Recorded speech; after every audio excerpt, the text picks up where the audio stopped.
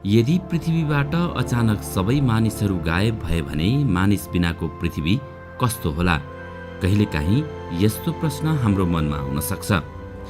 अहिले पृथ्वीमा करिब 7.5 अर्ब मानिसहरू बसोबास गर्दछन्। एकैपटक यति धेरै मानिसहरू मर्नु भनेको असम्भव नै हो। तर एकछिनका लागि कल्पना गरौँ, एक दिन अचानक पृथ्वीमा बसोबास गर्ने सबै मानिसहरू गायब भए। अब यहाँको अवस्था कस्तो होला? यदि पृथ्वीबाट मानव सभ्यता मात्रै गायब भई अन्य विभिन्न वन्य जन्तुहरू मात्र रहिरहे त्यस बेलाको पृथ्वी कस्तो होला? तपाईलाई यो सुनेर अचम्म लाग्न सक्छ। तर विगतमा एकपटक पृथ्वीमा यस्तो भइसकेको छ। सन् 2008 मा अमेरिका र इजरायलको एक संयुक्त खोज टोलीले गरेको खोजबाट एक तथ्य पत्ता लागेको थियो कि पृथ्वीमा एकपटक यस्तो समय पनि आएको थियो। त्यति बेला मानव सभ्यता झन्डै लोप हुने अवस्थामा पुगिसकेको थियो। त्यो समय आजभन्दा लगभग 75,000 वर्ष पहिलेको थियो। जति बेला मानिसहरू अफ्रिकामा मात्र बस्ने गर्थे, जहाँ मनुष्य प्रजातिको जन्म भएको थियो। त्यति बेला ती गुफावासी आदिम मानिसहरूको संख्या केवल लाखौंको संख्यामा थियो। कुनै कारणवश त्यस समय जब भोकमरीको समस्या आयो, तब ती लाखौं आदिम मानिसको संख्या घटेर केवल 2000 मा सीमित रह्यो। समयको गतिसँगै ती मानिसहरूले ससाना समूह बनाएर बस्ने अनि खानाको खोजीमा चारैतिर निस्कन थाले।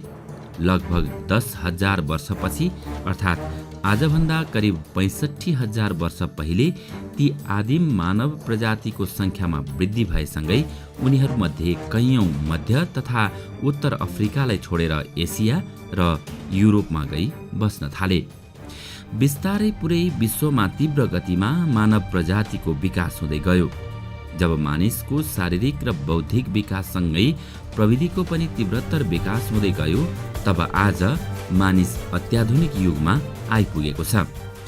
यदि यस अवस्थामा कुनै घातक भाइरस वा ब्याक्टेरियाले मानव जीवनमा आक्रमण गर्यो भने त्यति बेला हाम्रो पृथ्वी कस्तो होला? दर्शकहरू, कुनै घातक भाइरस या ब्याक्टेरियाको बारेमा यस अघि पनि हामीले भिडियो बनाइसकेका छौँ। यसबारे अधिक जानकारीका लागि उक्त भिडियोको लिङ्क तल डिस्क्रिप्सनमा राखिएको छ, तपाईँ हेर्न सक्नुहुन्छ। यदि पृथ्वीबाट अचानक भयानक महामारी आदिको कारण मानव अस्तित्व नै गायब भयो भने यसको सबैभन्दा पहिलो असर पावर प्लान्टमा देखिनेछ।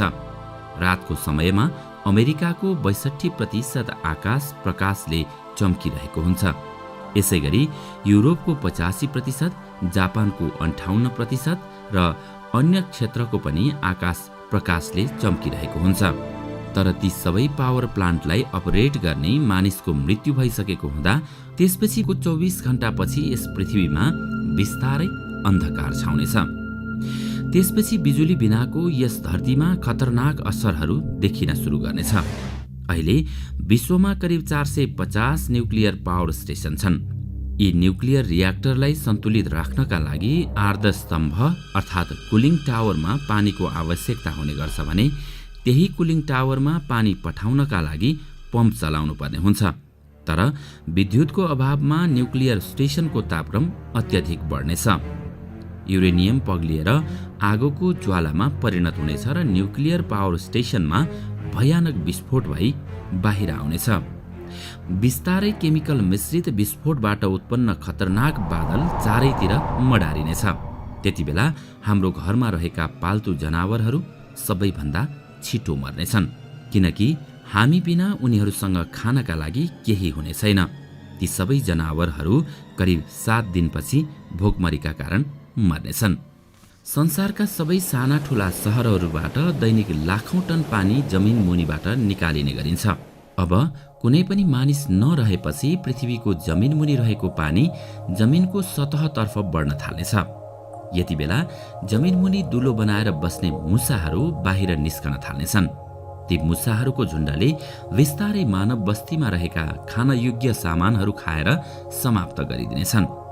तिनीहरूलाई भरपूर आहार मिल्न थालेपछि मुसाहरूको प्रजनन दर बढ्नेछ र पृथ्वीमा मुसाहरूको साम्राज्य नै फैलिनेछ।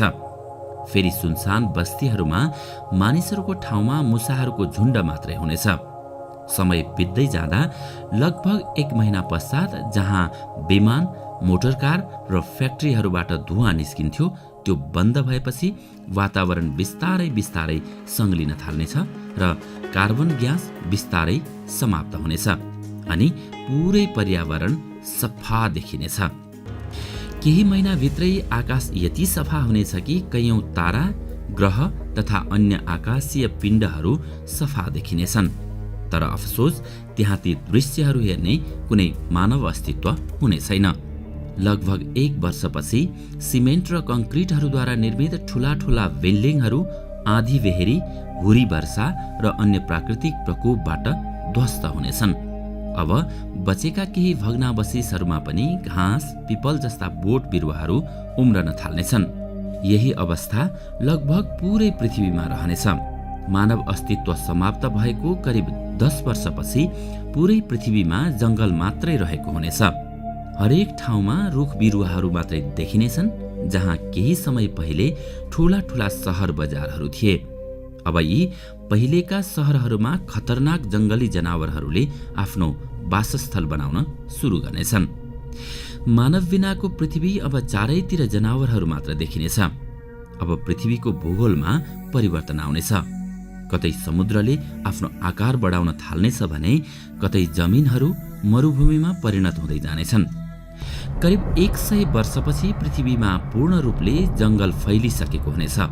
करिब 300 वर्षपछि धातुबाट बनाइएका चिजहरू पनि नष्ट हुन थाल्नेछन्। यतिसम्म कि आइफेल टावरदेखि हाउडा ब्रिज र अन्य संरचनाहरू सबै टुक्रिएर नष्ट हुनेछन्। मानव अस्तित्व समाप्त भएको करिब 500 वर्षपछि अब पृथ्वीबाट मानव सभ्यता नै लुप्त हुनेछ, अर्थात् सबै सहरहरू बिलाइसक्नेछन्।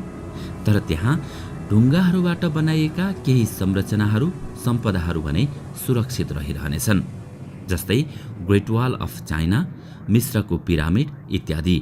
अब नयाँ नयाँ जनावर र तिनका प्रजातिहरू देखिन थाल्नेछन्। लगभग 1000 वर्ष पश्चात पृथ्वीमाथि रहेको वायुमण्डलमा कार्बन डाइअक्साइडको नाम निशाना समेत भेटिने छैन।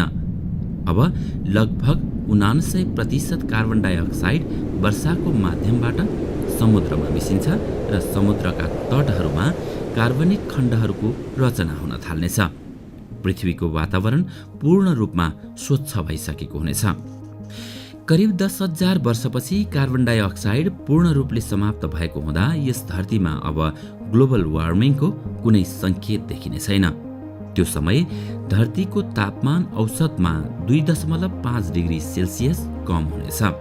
तापक्रम घट्दै जान थालेपछि बिस्तारै हिमयुगको सुरुवात हुनेछ। धरतीमा चारैतिर हिम पर्वतहरू देखिन थाल्नेछन्। लगभग 50,000 वर्ष पश्चात आणविक भट्टी अर्थात् न्युक्लियर स्टेसनहरूका बाँकी रहेका अंश जुन मानव सभ्यताले जमिन मुनि गाडेको थियो त्यसको खतरनाक असर पनि समाप्त भइसक्नेछ। यति बेलासम्म आइपुग्दा पृथ्वीमा मानव सभ्यताको सबै प्रमाण नष्ट भइसकेको हुनेछ। करिब 10 करोड वर्ष पश्चात अब नयाँ युगको सुरुवातमा मानव सभ्यताको स्थान लिनका लागि पुनः अर्को जीव तयार भइसकेको हुनेछ। यिनीहरूमा सबैभन्दा उच्च स्तरीय स्थान बाँदर या चिम्पान्जीको हुनेछ। बाँदर र मानिसको जेनेटिक ब्लुप्रिन्ट लगभग 98% मिल्छ। अब करोडौं वर्षको विकासक्रम पश्चात चिम्पान्जीमा केही चेतना अर्थात् 2% बढी चेतना आयो भने यसले मानिसको रूप लिन सक्नेछन्। यति धेरै लामो समय बितिसक्दा पृथ्वीमा उहिले मानव जाति अस्तित्वमा थियो भन्ने एक विशेष चिन्ह बाहेक अन्य कुनै प्रमाण रहने छैन। चन्द्रमामा समेत मानिसको पदचाप मेटिसकेको हुनेछ। पृथ्वीमा कुनै समयमा एक बुद्धिमान प्राणी मानव अस्तित्वमा थियो भन्ने एउटै मात्र प्रमाण त्यति बेला टाइम क्याप्सुल अर्थात् समय चिन्ह उपकरण बाँकी रहेको हुनेछ। टाइम क्याप्सुल एउटा यस्तो कन्टेनर हो जुन 3 फुट लम्बाइ र 2.5 फुट चौडाइको हुनेछ, जसमा वर्तमान र भूतकालमा जे भएको थियो त्यो सबै लेखेर अथवा यस्ता सबुत तथ्याङ्कहरूका रूपमा भण्डारण गरेर जमिनमा गाडिएको हुनेछ। ताकि भविष्यमा नयाँ पुस्ताले त्यसलाई पढेर बुझेर विगतमा पृथ्वी र यसमा रहेका प्राणीहरूको इतिहास कस्तो थियो भन्ने पत्ता लगाउन सकुन्। इन्टरनेशनल टाइम क्याप्सुल सोसाइटीले के अनुमान लगाएको छ भने पुरै पृथ्वीमा लगभग 10 देखि 15,000 टाइम क्याप्सुल गाडिएको छ। अमेरिका, भारत सहित धेरै देशहरूले कोरेका इतिहासहरू टाइम क्याप्सुलमा भण्डारण गर्दै भूगर्भमा गाडिदिएका छन्।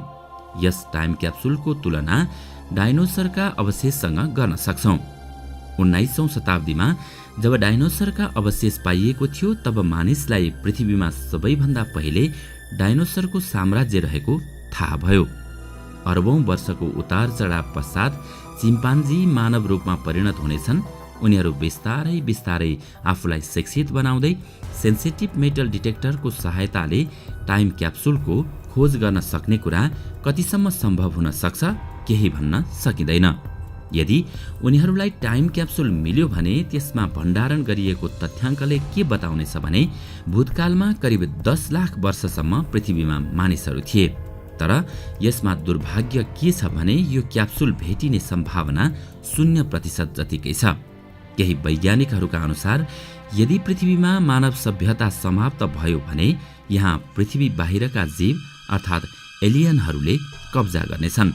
यसमा केही विज्ञहरूले आफ्नो भिन्न धारणा राख्दै यहाँ एलियन नभई करोडौं वर्षपछि पृथ्वीमा नयाँ प्रजातिको जन्म हुनेछ। दर्शकहरू, तपाईलाई के लाग्छ? धातुको सामान त नष्ट भइसकेको अवस्थामा करोडौं वर्षपछि पनि के टाइम क्याप्सुल सुरक्षित रहिरहला त? हामीलाई कमेन्टमा बताउन नभुल्नुहोला। साथै आजको श्रृङ्खला तपाईलाई राम्रो लाग्यो भने लाइक तथा शेयर गरी हाम्रो च्यानललाई सब्स्क्राइब गर्न नभुल्नुहोला र साथमा रहेको बेल आइकन पनि थिच्नुहोस् ताकि हाम्रो नयाँ भिडियो सबैभन्दा पहिला तपाईलाई प्राप्त होस्। आजका लागि यति नै। अर्को भिडियोमा अझै रोचक तथा जानकारीमूलक सामग्री लिएर आउने नै छौं। तबसम्मका लागि नमस्कार।